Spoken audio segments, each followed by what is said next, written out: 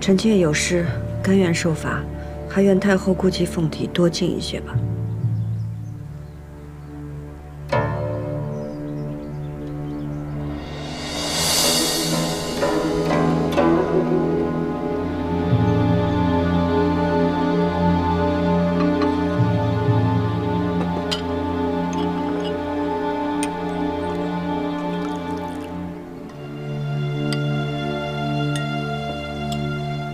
皇额娘，民以食为天，米为食之主，就是因为米是最养人的。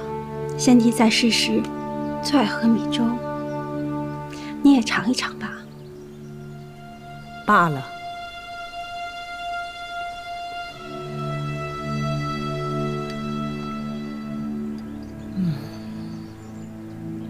说来呀，这一饮一食能有多大讲究？无非是审时度势，不要自作聪明罢了。儿臣明白。起来吧。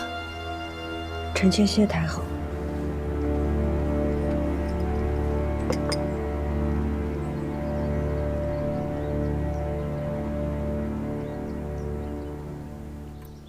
皇额娘。真的这般对秦英？是。让他受苦了。你送些烫伤药到他阁中，叫他别难过了。这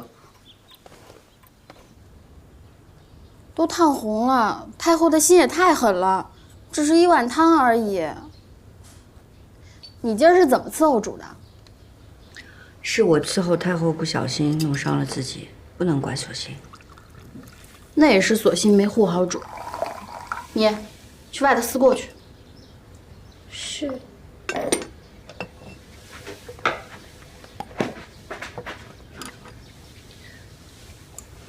阿若，索性是前邸里从了新字辈的大丫头，你说话也得留意些，别总是颐指气使的。奴婢不过是觉着，索性不是咱们府里陪嫁来的，没有那么亲近。你和索性都是跟着我的，往后在宫里过日子，你们2个若不好好相处，日子怎么过？你这脾气是得改一改。可奴婢就是这么个心直口快的性子，太后今儿有点太欺负人了。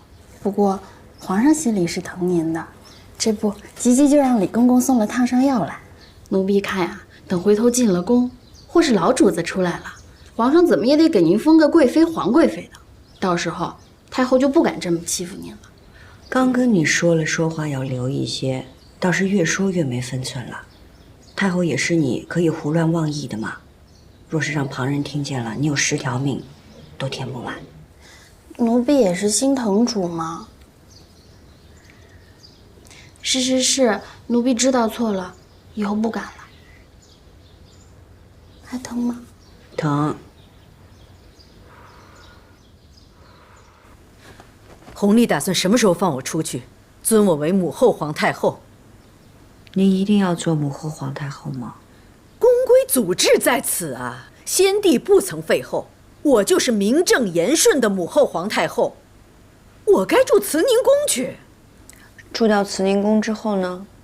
就跟钮祜禄似，再分个输赢。争斗不休，总会伤着自己的。我哪怕遍体鳞伤，我都要跟他斗到底。青莹，你要跟姑母一条心，你要让弘历早点放我出去。皇上倒已经很为难了。你这是姓乌拉那拉还是爱新觉罗呀？我是心疼您。你要是心疼我，你就应该知道，姑母此生唯一所望，就是跟先帝生同亲，死同血。先帝已经弃绝您了，亲口说了生死不复相见了。他不见我，我就去见他。他弃绝了我，我绝不会离开他。青莹，我只有成为母后皇太后，才能跟先帝生死相依。这个名分，我一定要争。你起来。我今天跟你说的这些，该怎么办？你明白吗？明白了。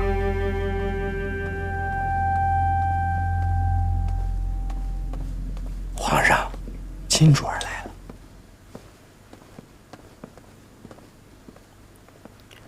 皇上，坐吧。这么晚怎么来了？臣妾知道皇上一定还在为姑母的事烦忧。朕也希望这件事情尽快有个决断。只是礼法和孝义，终究难以两全啊。皇上，臣妾想求您一件事儿。你说。能否让姑母去行宫颐养天年？你这么想的？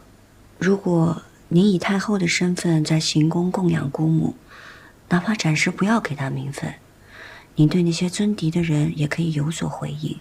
然而对那些阻挠姑母尊封为母后皇太后的人，他们看姑母离开了紫禁城，又未被尊封，想来他们也不会说什么了。至于太后那儿，臣妾也想过了。若两宫太后在紫禁城并立，这二位老人家争执了一辈子，日后也难免两相里不容，后宫不宁，皇上也烦忧。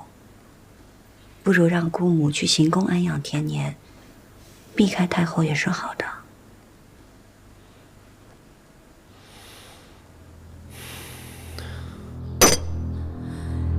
你说皇帝已经暗中安排人去行宫排布事宜了？是，清福晋才离开养心殿，皇上就派人去了行宫收拾殿阁，亦应按太后安养布置。荒谬！难道皇帝真要乌拉那拉氏为母后皇太后吗？就算换了地方，离开紫禁城不与您同尊，可母后皇太后就压了您一头啊！这种主意，定是青樱那丫头弄滚出来的吧？景仁宫与清福晋这般里应外合，皇上还年轻，难免不被清福晋这个宠妃说动啊。早知道，当年就不该留着青樱。明日丧仪之后，你让她来找哀家。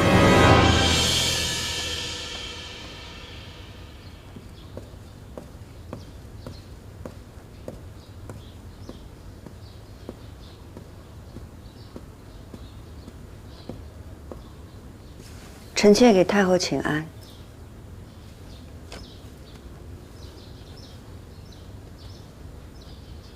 被福家唤来了永寿宫，你怕不怕呀？被太后召唤，臣妾怕的是侍奉不周，未能替皇上尽一份孝心。你的孝心都进去了景仁宫吧？太后，请恕臣妾冒昧。景仁宫是臣妾的至亲，臣妾不能不去看望他。就是去看看。臣妾也求了皇上，让姑母去行宫颐养天年。痴心妄想！你是觉得，你如今可以仗着皇帝对你的那点情分，来压哀家了吗？太后，臣妾没有这个意思。臣妾只希望姑母能安安生生地活下去。安安生生？没有名分，你姑母会安安生生地走出景仁宫，去到行宫？乌拉那拉氏有你这个希望在，你觉得你姑母会安安生生吗？你要你姑母活，可以。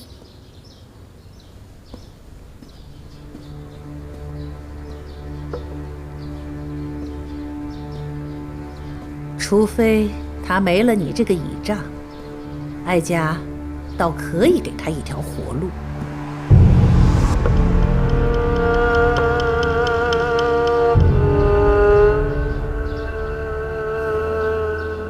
如今正是先帝丧仪，丧仪过后，你自寻了断。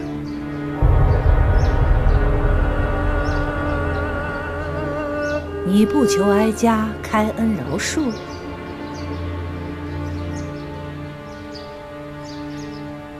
太后发落赐死，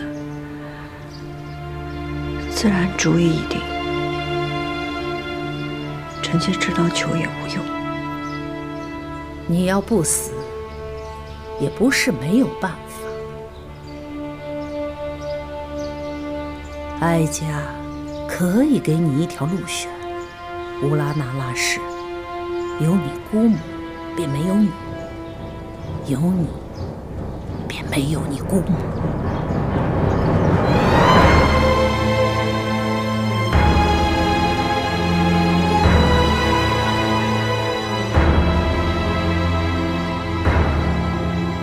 若是臣妾死了，您可否圆姑母和先帝合葬的心愿？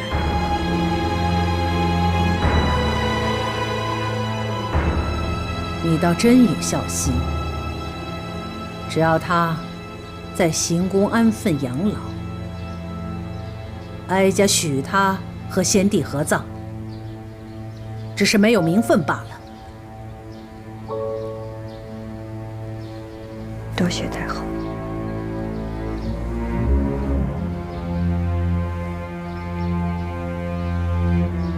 不过，皇帝若是知道你今日与哀家所言，你姑母便会和你一样，活不得。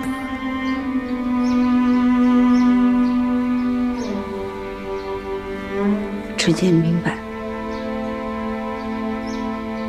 多谢太后。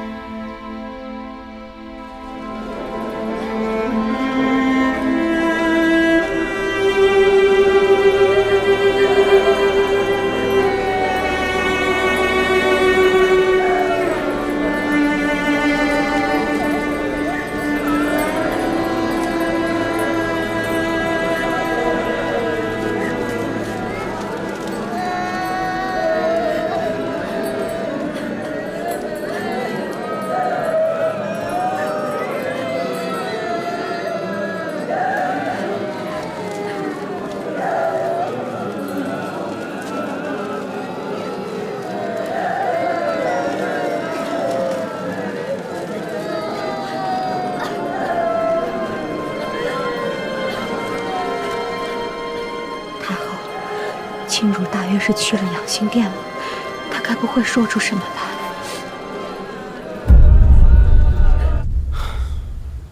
景仁宫的事情呢，朕已经安排的差不多了，只是没想到风声传了出去，朕呢还得要顾及皇娘的心意。为了安抚皇额娘，也为了你姑母来日能好好颐养天年，按太后奉养她的事，朕还得慢慢安排。皇上的难处，臣妾都明白。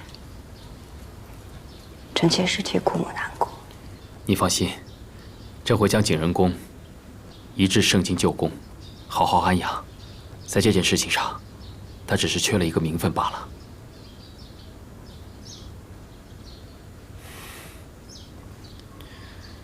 后妃与君王失和，吃苦的肯定是他们自己。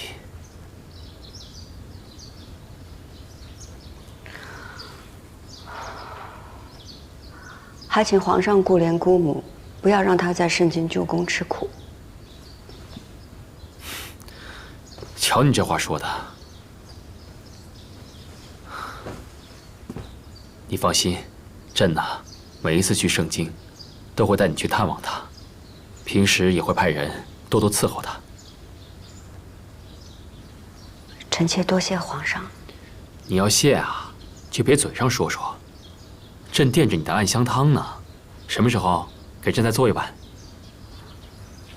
梅花都没开呢，怎么做暗香汤？朕知道你喜欢梅花，秋天过了就是冬天，会开很多梅花，到时候多做几碗给朕喝。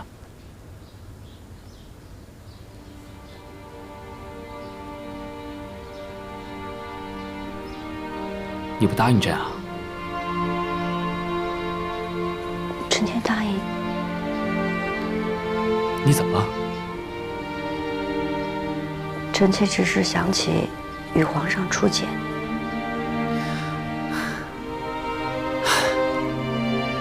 当日咱们一起听了一出墙头马上。墙头马上遥相顾，一见知君即断肠。朕记得。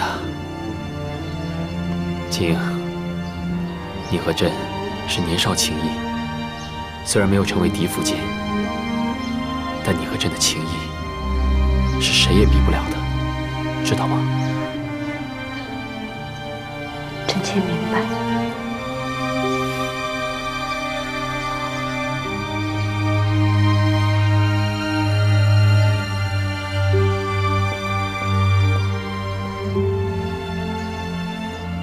皇上，如果日后臣妾不能日日给您请安，臣妾也会永远祈佑皇上龙体康健，事事顺遂。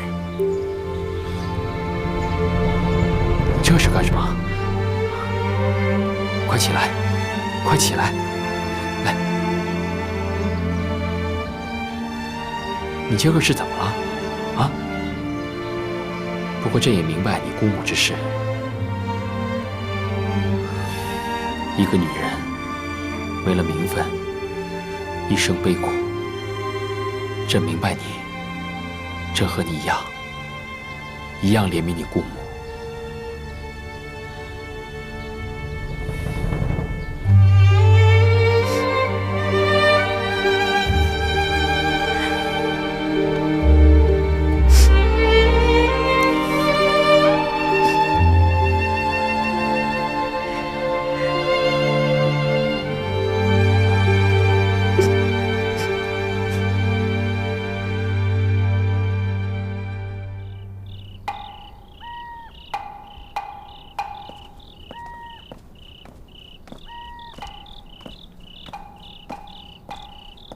主，老主子真的没指望了吗？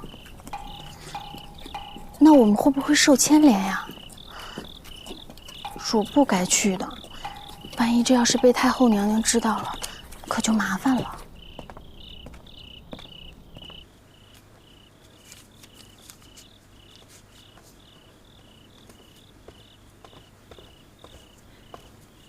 太后怎么还做这些？先帝的丧仪将毕，不用再烧纸锭了。先帝灵前那些，都是哀家亲手做的。如今这手闲不住，你说这是烧给景仁公好呢，还是给他侄女呢？亲主是晚辈，哪里配得上您亲手做的东西？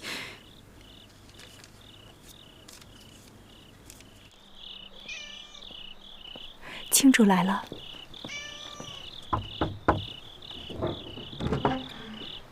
您快着点儿。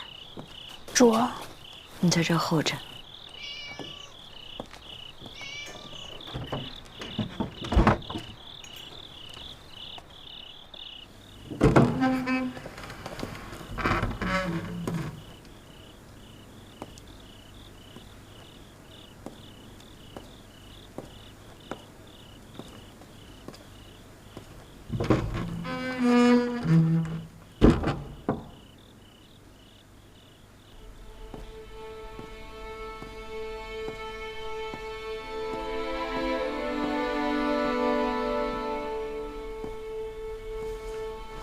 姑母，起来吧，我正要传你呢。我是来告诉姑母，皇上安排了您去行宫颐养天年。怎么颐养天年？不入史册，不赴太庙，来日以无名无分的先帝嫔妃身份下葬，再也不能和先帝同穴而眠。不是这样的，姑母只要安心的在行宫待着，死后会安享爱肉，和先帝葬在一起。这个安排，你是有什么代价换来的呀？皇上疼惜我呀，才有这样的安排。没有你护了氏的授意，皇上会答应你吗？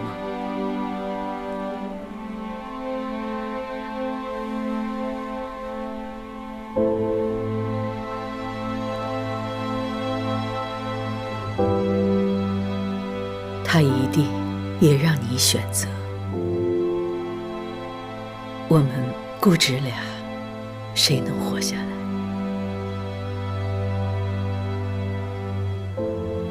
太后也来找您了。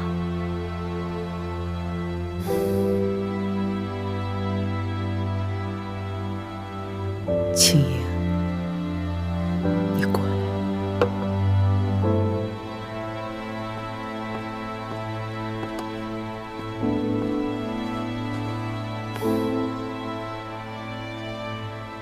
姑母知道你的性子，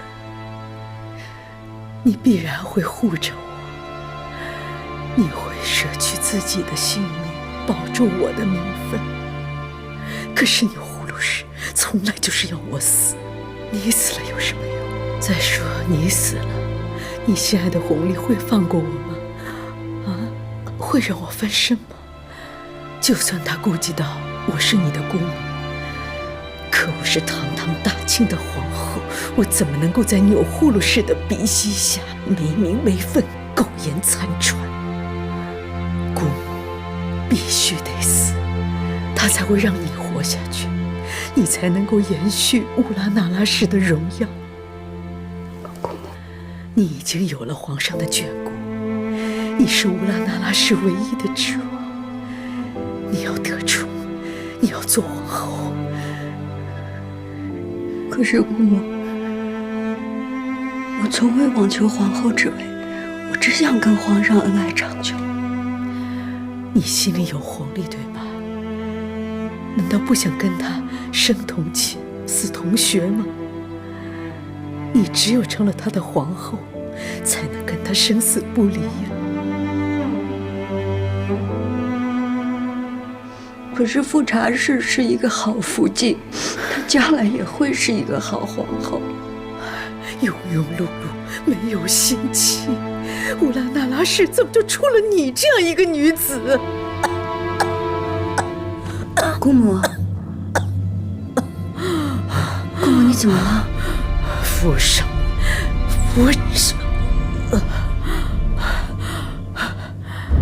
你怎么了？钮祜禄氏给的这碗毒药，不为毒身，只为毒心。这宫里，哀家只能允许有一个乌拉那拉氏，这也是哀家最大的宽容。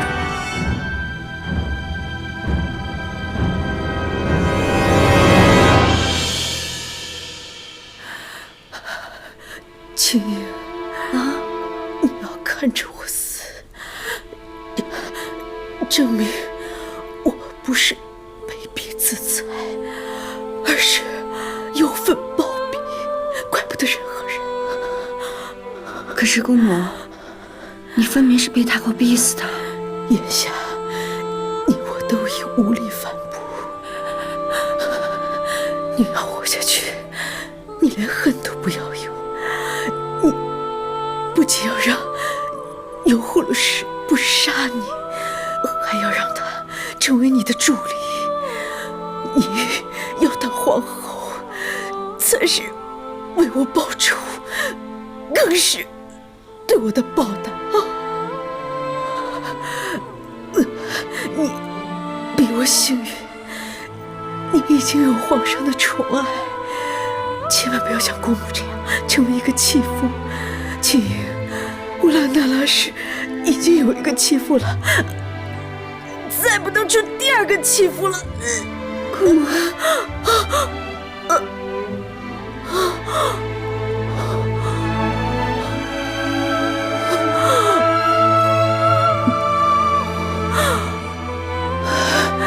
那一年，先帝封我为皇后，那是我最好的时光，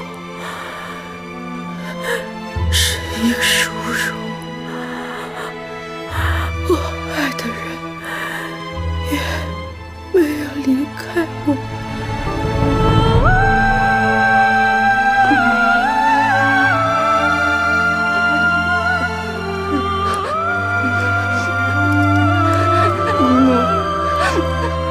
姑母，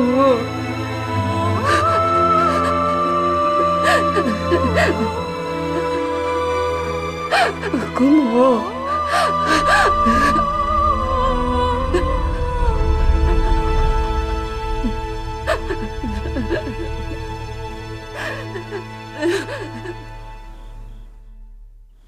我去的时候，景仁公已经死了，出来的是庆主儿。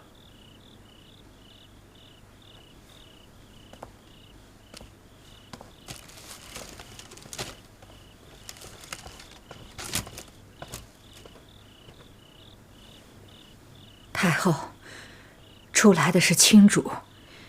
成汉进去时，景仁宫那位已经气绝了，伺候他的秀夏也跟着自裁了。景仁公死了，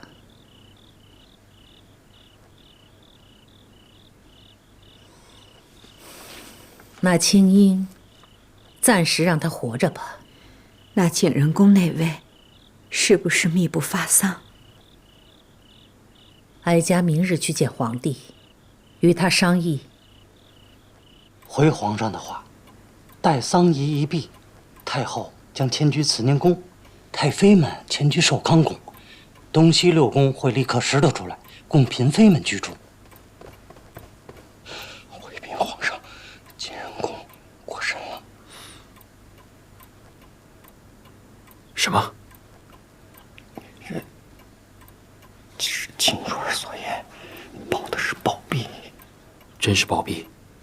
亲主儿是亲眼瞧着景仁公过身的。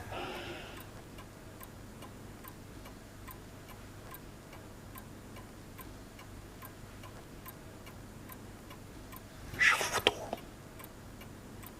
毒从何来？之前太后去过景仁宫。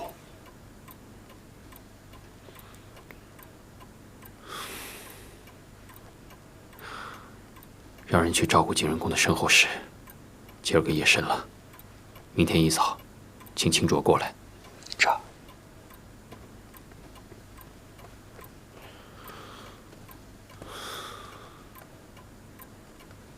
景仁公过身了，他怎么死的？王清支支吾吾的，也说不太明白，只说皇上也很惊诧于景仁公骤然离世。王清不敢说，才见景仁公死得蹊跷。不过不管怎么说，死了便好了。景仁公活着就是个祸害。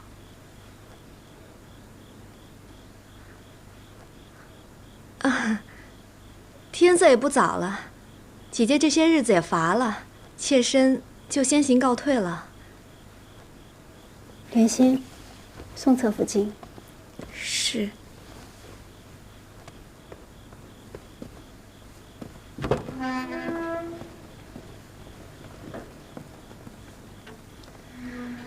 这景仁公本是皇后，该颐养天年。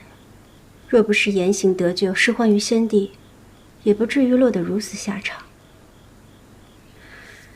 看来皇后之位不易做呀。您与景仁公怎么一样？您出身大族，又有皇子。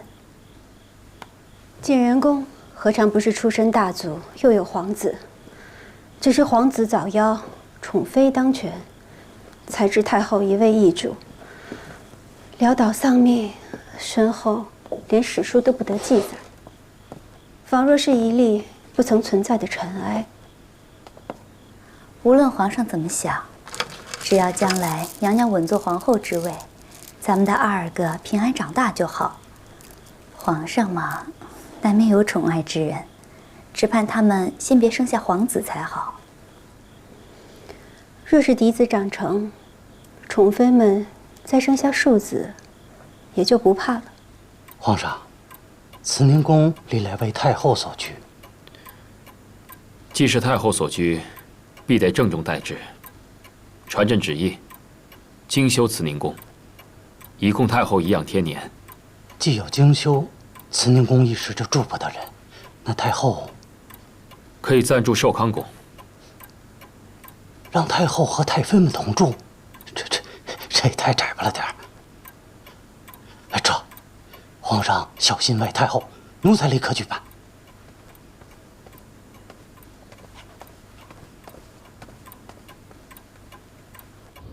主儿，您为了老主子都哭了一夜了，现在要去见皇上，您好歹得打起点精神来啊！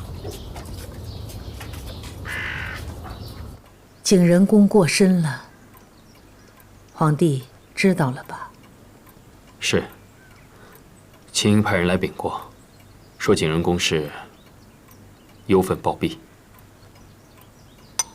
忧愤暴毙？如何暴毙？不是自裁？秦英是景仁公的侄女，所言应该不虚。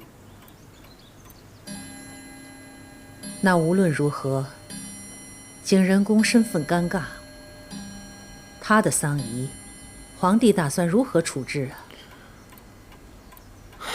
虽无尊封，但先帝到底是未曾废后，景仁公又因为皇阿玛驾崩而伤心暴毙，儿子打算以皇后之礼将其安葬。既无尊封，就不能以皇后之礼下葬，也不能与先帝同葬，才是先帝所言的死生不复相见。皇上，张廷玉求见。让他进来。这。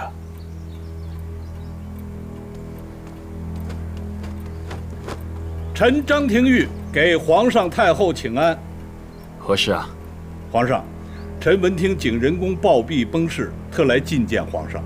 后宫之事，前朝之臣也要来干涉吗？启禀太后，后宫之事，外臣本不该干涉。然而，景仁公是否尊封，已得朝野关注，已属国事。既然是国事，臣就不得不问。尊封之事，尘埃落定，景仁公已暴毙，事情已了。尊封之事才出，景仁公便暴毙身亡。皇上，其中曲折实在是令人遐思，臣请皇上一定要细查此事。历来帝王驾崩，后宫总有人伤心离世。景仁公过世，有什么可遐思的？但是这次过身的毕竟是大清曾经的皇后，哪怕先帝与景仁公多年不睦，哪怕先帝曾言此生不复相见，就算是没了尊位，景仁公也不该不明不白的暴毙啊！怎么叫不明不白？张大人此言难道是对哀家有疑？总还有张大人愿意为老主子说话。张大人最重臣道。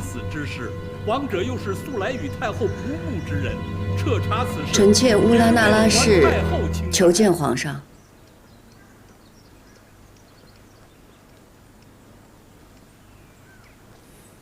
进来吧。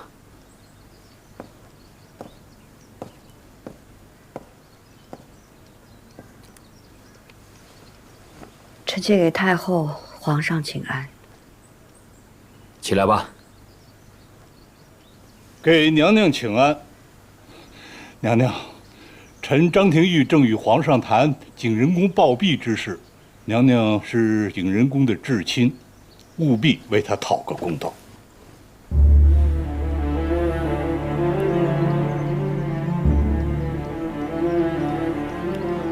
秦英啊，景仁公和皇额娘都是你的至亲长辈，你出言必得谨慎。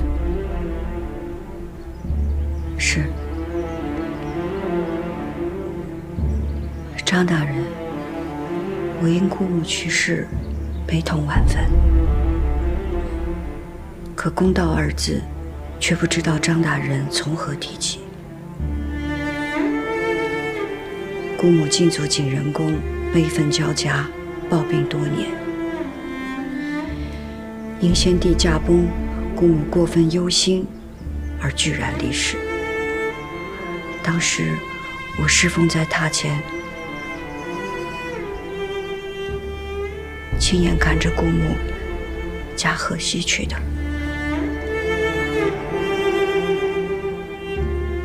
当真？当真。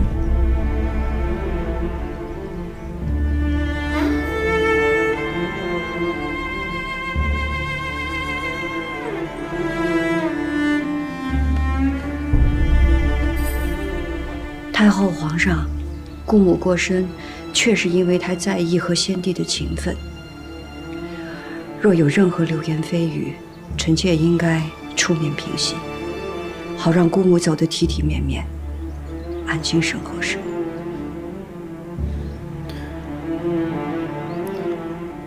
皇娘，那景仁宫的丧仪还是得办得体面些。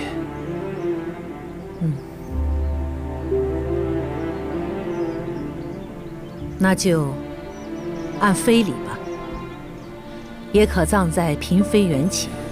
下葬时候便不要写什么名分了，免得惹眼。至于灵位遗物，那就一并发还母家就是。张廷玉，臣在。你可有异议？景仁宫身后之事，当以皇上、太后的决断办，臣没有异议。臣告退。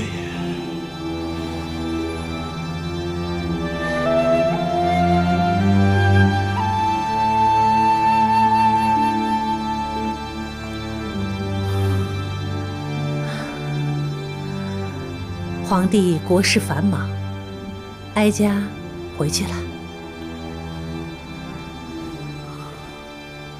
儿子恭送皇额娘。恭送太后。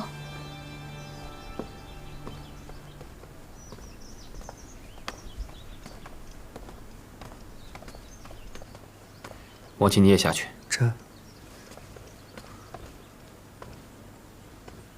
秦颖，此刻只有你与朕。你告诉朕，景仁宫是怎么过审的？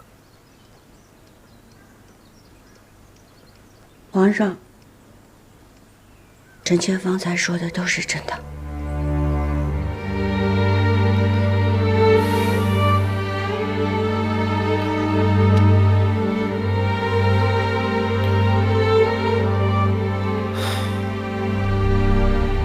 这事了了，也就罢了。要是景仁宫活着，总是会牵连到你。如今景仁宫过身了，皇额娘再有怨气，也只能到此为止了。只是这事情虽了了，这些日子你也别到处走动，免得惹人注目。臣妾明白。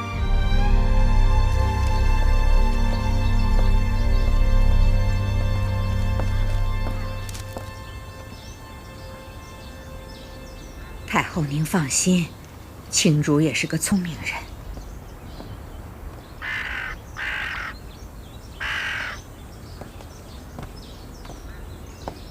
给太后请安。你去吧。这么快就出来了，看来你嘴巴挺严啊，没有背着哀家私下向皇帝告状。臣妾已经当着张大人的面把事情都说明白了。陪哀家走走吧。你姑母到底是怎么死的？说给哀家听听。姑母想要得到母后皇太后的尊位，无非是为了母族的荣耀。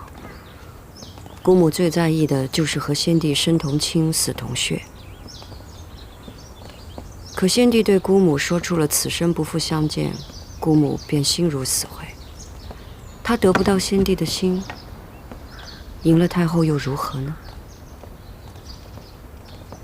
所以她选择保全了你。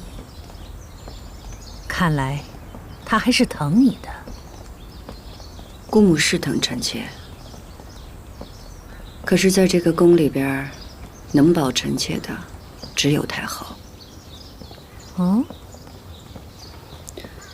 太后并不想要臣妾死，太后想要姑母死，而且死在臣妾的面前。若是有人对姑母的死有猜测，由臣妾这个亲侄女的嘴里为您分说，便没有人敢污了太后的清誉。你很聪明。不是臣妾聪明，是一切都在太后的掌握之中。你姑母也是聪明人，从头到尾算计得清楚。能争的时候拼命争，不能争的时候断然做出选择，以保最大的利益。如此，你得以活了。是，姑母暴毙，但流言未必会消去。臣妾得活着，才能时时为太后坐镇。很好，很好。这么聪明的人，是得好好活着。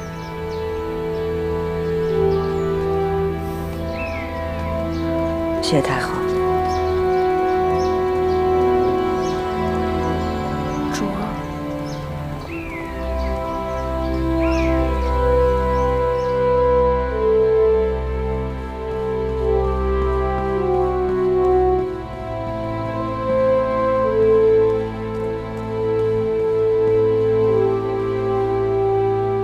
皇上早点安置吧，明儿个可是登基大典呢。知道了。龙袍预备下了，您要不要再试试？既是量体裁衣，不必了。这寿康宫都收拾好了吗？秦理来回话了，说都妥当了。寿康宫虽是太妃的居所，但皇额娘所住的殿寝，务必体体面面的。那是自然的。退下吧。这。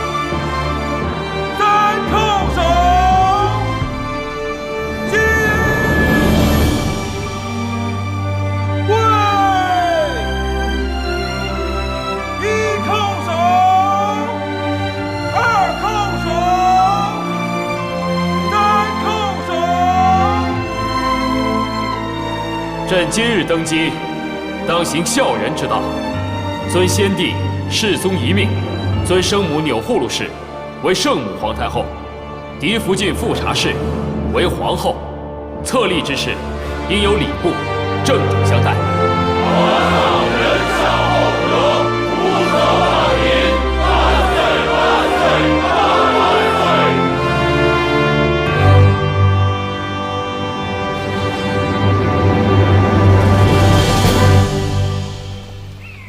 走稳当点儿。太后迁宫是大事儿，皇上孝顺，一直在修葺慈宁宫，想必这会儿都妥当了，只等您安享这玉堂富贵呢。景仁宫的丧仪办得如何了？办了，这白事儿怎么能跟登基大典的喜事儿冲撞呢？所以悄悄地办了。走稳当点儿。走稳着点儿，停，落轿。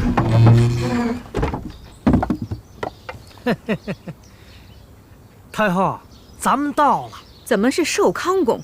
历代太后所居不都是慈宁宫吗？回太后的话，慈宁宫奉旨修葺，暂时还不能住进去。寿康宫是太妃们住的地方，难道让太后和太妃们挤在一起吗？是，所以皇上特意吩咐了，太后暂居的正殿，那布置的是妥妥当当的，一点不比慈宁宫差。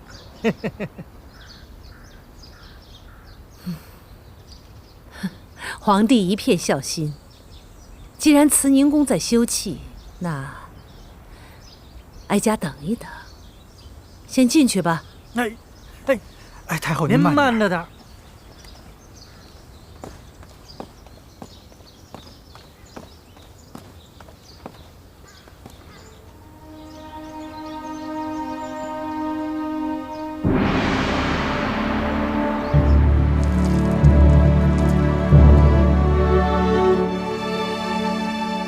儿臣给皇额娘请安。臣妾给太后请安。起来吧。谢太后。都坐吧。从前自己是个嫔妃，赶着去向太后和太妃们请安，如今一转眼自己都成了太后了。瞧你们年轻一辈的，娇嫩的像花朵。太后自己才是那朵开得最娇艳的牡丹花，不像我们年轻沉不住气，都是经不得细看的蒲柳。小嘴巴巴的，会说话。谢太后夸赞，臣妾愚笨，请太后教诲。今日是皇帝登基之后，你们头一回来请安，哀家也有几句话要嘱咐。皇帝年轻，宫里嫔妃也就你们几个，往后不管是人多还是人少，哀家眼里见不得脏东西，你们自己都好自为之。多谢太后教诲，臣妾谨记于心。皇后，哀家和几位太妃们都已经移居到寿康宫了，东西六宫很快就收拾出来了，给你们安居。身为皇后，安定后宫乃是你身应之责。儿臣明白，皇上登基分六宫、定位分、册嫔妃，这些事情儿臣都会一一办好。若有不懂，还请皇额娘指教。除了这个，还有一件事。古来重长子，重嫡子。皇帝已经有了庶长子永璜，嫡长子永琏，还有一子也很重要。皇上登基后的第一子已称吉祥，极为贵重。所以你们几个要加把劲儿，把皇帝登基后的第一个皇子好好生下来。是。太后，福建新贡的柚子酸甜凉润的，您尝尝。哎呀，费那么大力气剥它干什么？哀家吃不了几口。能入您的嘴，哪怕是一口，也是这柚子的福分。真正有福之人，也不会住在这寿康宫。皇上也是孝心，想把慈宁宫修得舒舒服服的，再让您挪过去。皇帝明里说是孝顺，可暗里一声招呼都不打，就把哀家送来了寿康宫，心思颇难揣测。也是，住在这儿名不正言不顺的，也不是太后的正经居所。要是哀家想早日搬进慈宁宫以正名分，还得借把东风，也看看那个人到底有没有用。皇娘住进寿康宫，没什么不满吧？都挺好的。寿康宫虽然小了一些，但布置也倒雅致。不过慈宁宫若是修好了，皇额娘还是早日搬进去的为好。朕知道你孝顺。对了，皇额娘没有为难青樱吧？没有，皇额娘怎么会为难一个晚辈呢？那便好啊。坐吧，兰花。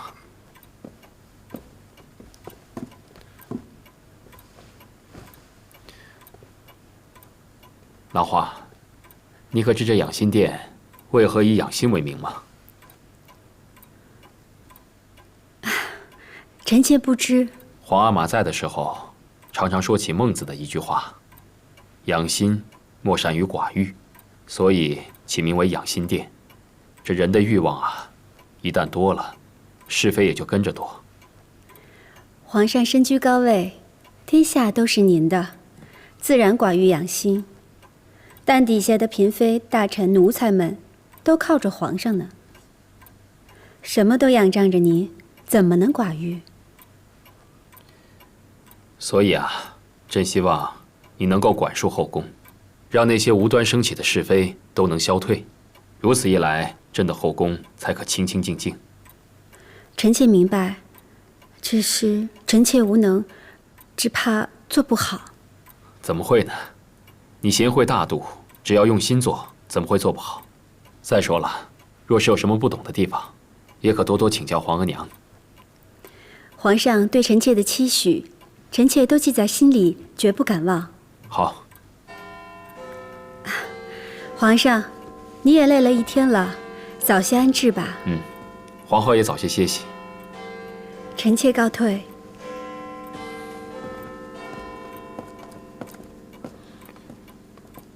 王谦啊，奴才在。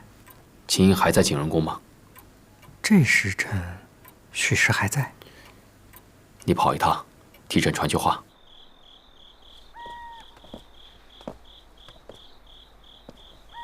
给秦主儿请安。这是皇上让您送来的。是。皇上知道秦主儿在此守丧，劳心伤神，特意嘱奴才送来这玉镯参汤，让秦主儿安心养神，保重身子。皇上还说，眼下这局势，秦主儿颇为艰难。皇上从未忘却秦主儿和皇上是心意相通的人。秦主若有不顺心之时，想想皇上这句话，再不顺心也能安心了。皇上的心思我明白了，劳烦王公公深夜走一趟。奴才告退。走。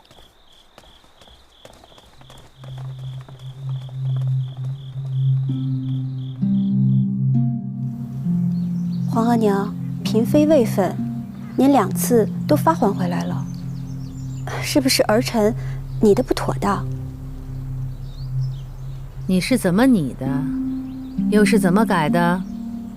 你是皇后，事事要思虑周全。皇额娘是不满意乌拉那拉氏的位分，儿臣未能及时明白皇额娘心意，是儿臣的错，还请皇额娘教导。乌拉那拉氏呢？她在景仁宫守丧3日，今日应该礼毕。那她应该已经来了。傅家，太后，亲主已经到了，那让她进来吧。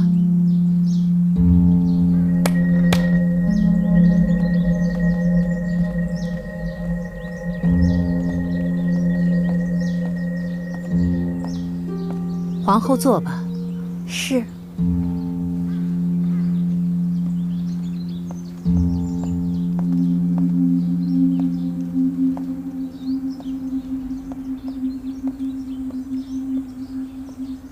臣妾给太后、皇后娘娘请安。景仁宫丧事已了，姑母今日午后已送去妃陵。景仁宫是你的至亲，按理你要为他守孝3年才是。这样吧，你不必去你姑母陵前，就在前邸待着。吾旨不得出阁院，好好的为你姑母守孝3年。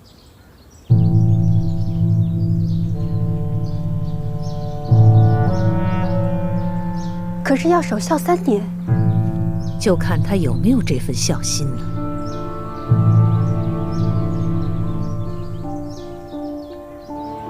太后能让臣妾在前邸守孝，已是大恩。臣妾谢恩。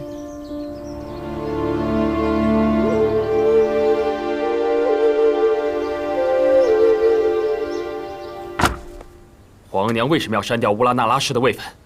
清英的名分屡屡受挫，做贵人已是委屈她了。她是朕的侧福晋，封妃理所应当啊。金英妹妹受了景仁宫的牵连，臣妾本想着给个嫔位，等日后逢年节再进封也不迟。可谁知道还是被皇额娘退还回来，臣妾无奈只好改为贵人。可皇额娘还是不满意。皇额娘划掉她的名字，难不成是不要给她任何位分吗？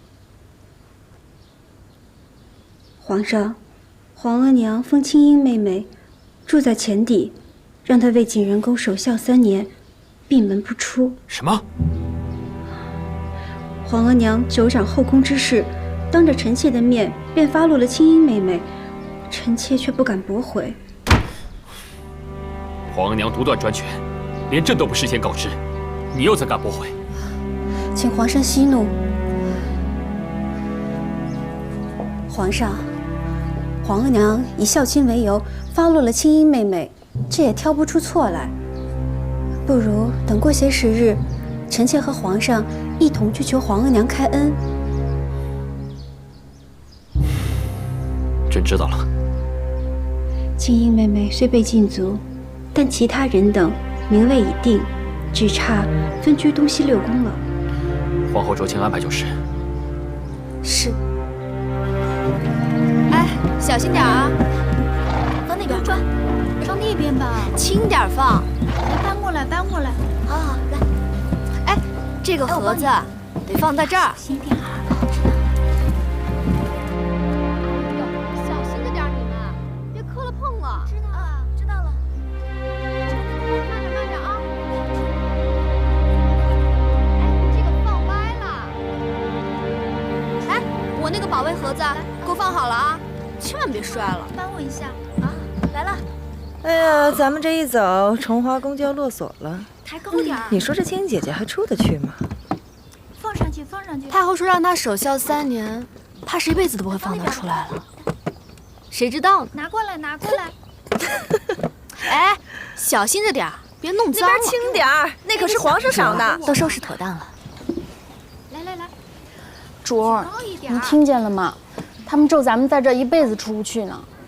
其他的主位分陆续都定了，搬走了，咱们真要在这住了3年才出去，这宫里还能有咱们立足的份儿吗？若姐姐别说了，主听了岂不更伤心？就你知道，我不也是为主担心吗？